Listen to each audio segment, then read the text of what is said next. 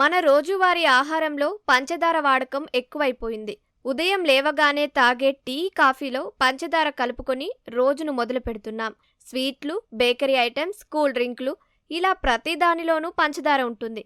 అయితే 30 రోజుల పాటు పంచదార వాడకాన్ని పూర్తిగా మానేస్తే శరీరంలో ఎలాంటి మార్పులు జరుగుతాయో తెలుసా?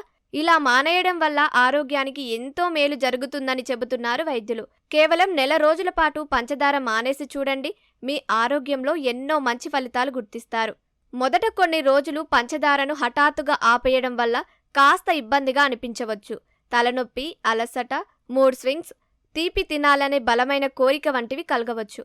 కేవలం 3 నుంచి 7 రోజుల వరకే ఇలాంటి లక్షణాలు కనిపిస్తాయి. ఆ తర్వాత మీకు అలవాటైపోతుంది.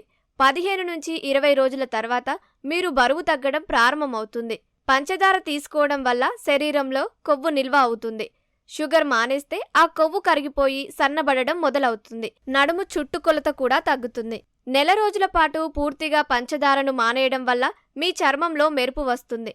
ముఖంపై మొటిమలు రావడం తగ్గుతుంది. దంతాలు కూడా ఆరోగ్యంగా ఉంటాయి. మానసిక స్థిరత్వం పెరిగి ఒత్తిడి చాలా వరకు తగ్గినట్టు అనిపిస్తుంది. మీరు పూర్తిగా తీపిని తినేయమని, మానేయమని మేము చెప్పడం లేదు. సహజమైన తీపి కోసం పండ్లు, ఖర్జూరం లాంటివి తినవచ్చు. చక్కెర వినియోగం అనేది గుండె జబ్బుల ప్రమాదాన్ని పెంచేస్తుంది. ఎప్పుడైతే మీరు పంచదార మానేస్తారో అప్పుడు గుండె ఆరోగ్యంగా ఉంటుంది. అలాగే టైప్ 2 డయాబెటీస్ వచ్చే ఛాన్స్ కూడా తగ్గుతుంది.